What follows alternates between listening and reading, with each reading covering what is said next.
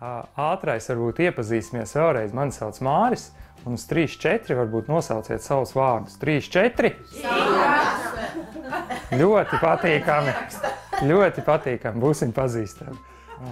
Metodē, kāpēc viņa varbūt ir aizgājusi rietumos, viens ir, protams, tas Vima Hofa sasniegumi, otrs ir tas, kad ir tas zinātniskais pamatojums. Rietumu cilvēki, Amerika ļoti visu to grib, tur Eiropā. Austrumu cilvēkiem noteikti par šito nav jāstāsta. Visi mūki, visi zin, kā var tur savu fizioloģiju mainīt, asins riti pātrināt, pavaināt un sirdsdarbību un mainīt tur asins ainas ļoti ātri un tā tālāk. Šai gadījumā metodē ir zinātnisks pamatojums, un tāpēc viņa tieši rietumu pasaulē ir aizgājusi. Tad neviens tā nerunā par čakrām, par blokiem. Tas viss meditācijas laikā, elpošanas laikā pašsaprotam cilvēkiem atverās.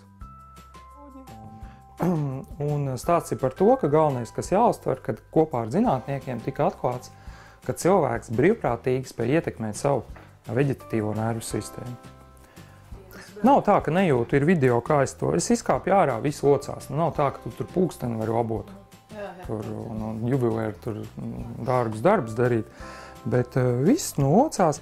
Sajūtas ir metodi par to, ka tu mācies iepazīt savu ķermeni. Signālu mums ķermenis visu laiku dod mums signālus kaut kādus, ko vajag, ko nevajag. Viens ir sajūtu līmenī, otrs fizioloģija, kaut kur varbūt tu jūti augstums iet iekšā, es to tā varu pateikt. Tu jūti, citreiz bijis tā, es te peldos jūtu, kaut kur te sāk sāpēt. Ar fokusu tu paņem, ar elpošanu, pastrādā uz to vietu, pāriet. Augstums ir kā psiholoģisks faktors, iedot ķermenim signālu, kad es gribu kaut ko mainīt. Bet ar elpošanu, ar līdzsvaru vingrinājumiem, ar elpošanu, ar līdzsvaru vingrinājumiem, kas ir ļoti vienkārši vingrinājumi, tu sakārto principā asinsriti ķermenī, un tu sakārto arī savu prātu, galvu. Tas ir tāds meditatīvs stāvoklis arī elpošanas laikā, un augstums tikai ir tāds trešais elements.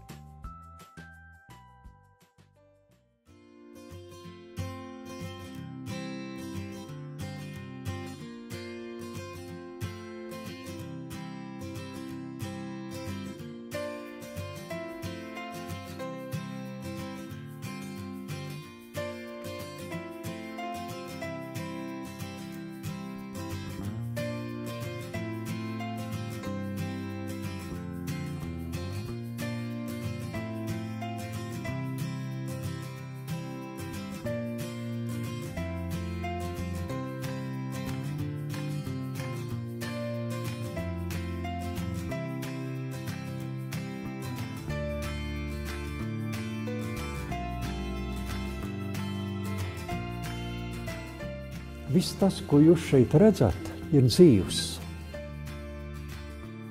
Ar visu, lai kas tur arī nenotiek. Ir dažādi procesi, kas notiek dabā, Kaut kam ir jāmirst, kaut kam ir jādzimst pa jaunu, notiek dzimšanas, augšanas, ziedēšanas un visi tie procesi, Un izrādās, no kosmosa sāk pētīt ar dažādām metodēm. Un redz, ka pogaņos ir īpaši spēcīga enerģija. Krieva armija aizgāja, mēs te pamazām sākām takas taisīt, un vēlāk tas viss jau aizgāja uz Latvijas mežiem, meža pleciem, un viss notiek, viss turpinājās. Zemē izpērka, mēs sakām, āderes, dažāda veida. Ir lielākās, mazākās, jau viņas krustojās un iet, un tas ir visam, tas ir vesels tīkls, enerģija tīkls apkārt zemē.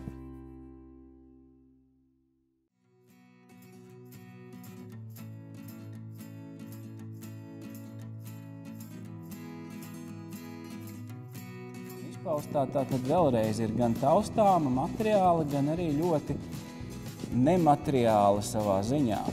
Bet nominālā pasaule tad ir tā primārā pasaule, primārā kosmiskā daba, kas īstenībā ienes izpausmē šo te vidējo. Sakrālā ģeometrija ir tātad telpas kārtības studija, ja?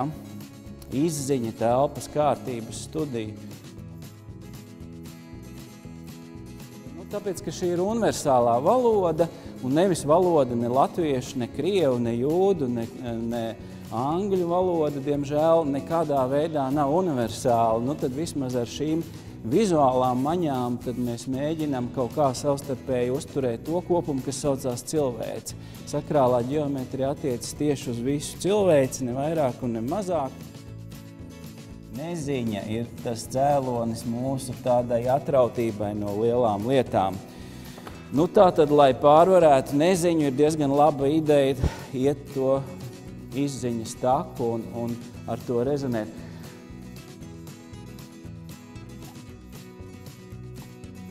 Matemātiku 3. klase vai, es nezinu, 4. kurš visas garīgās makšķeres vienmēr ir stāv acu priekšā. Jautājums, vai mēs esam bijuši, vai mēs vispār aptveram, ka tas ir nolikts tepat uz galda, vienkārši tu dari.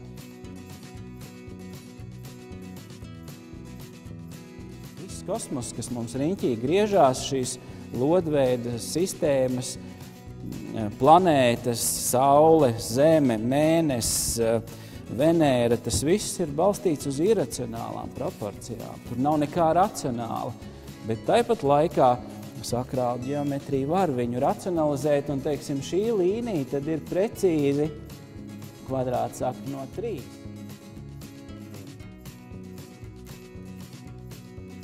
Tad, ja ir kaut kāda šī iekšējā nepieciešamība, jeb tā vāsana, kas tā iedzimtā noslieca, jeb tā tendence meklēt kaut ko vairāk, tad varbūt sakrālā ģeometrija arī nedaudz var palīdzēt to saprast.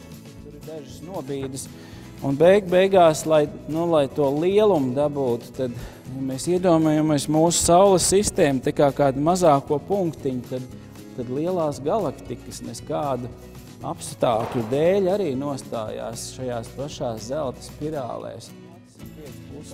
Ja? Tas pats ar sakrālo ģeometriju. Tur nav ne sākuma, ne gala, bet tie ir lielie kosmiskie noteikumi. Tā lietas notiek, un tas ir viss.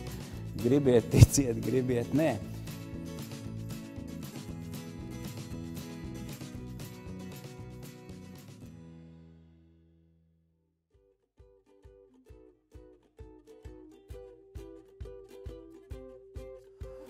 Jā, un pirtī jau arī interesanti to, kad ir ar gariņu aparunājās. Ja pirms gariņu sarunāts viss, tad arī process notiekās.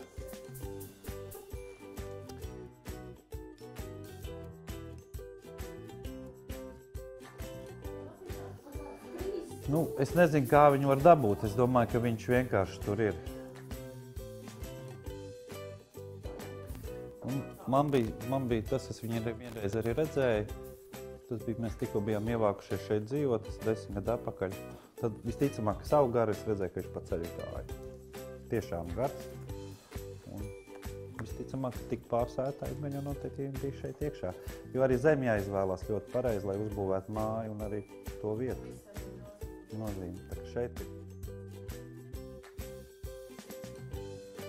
taisnība. Kad, jo vajadzīgs ir pirtī, lai būtu viss 4 stihijas strādā. Tur, kur nav uguns klāt, tad tev viņš kaut kā jādabū tai pirtī iekšā. Bet tur, kur uguns iet caur akmeņiem cauri, tur mēs to uguns enerģiju dabūjam, līdz ar to tie akmeņi piesātināti ar to uguni ir.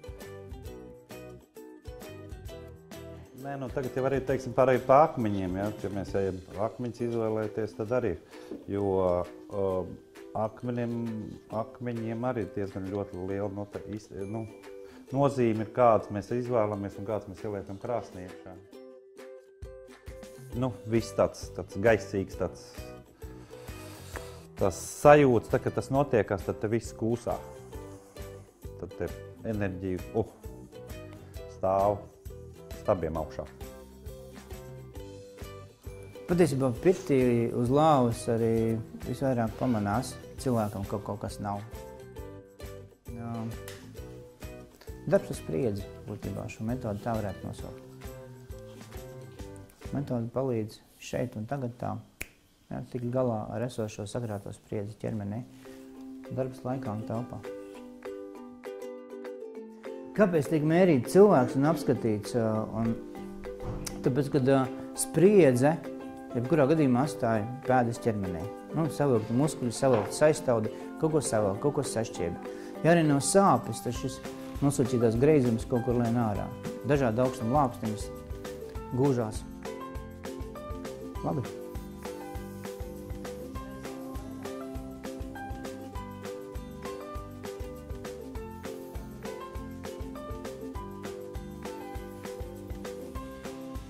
Kā viņš ienāks?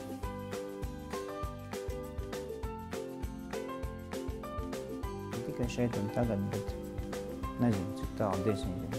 Tas, kas to dara, tas droši vien zina. Es esmu kā ceļa rādītājs. Es vienkārši lūdzu šeit un tagad ar šo cilvēku darīt visu, kas ir iespējams. Izdarīt viņa labā.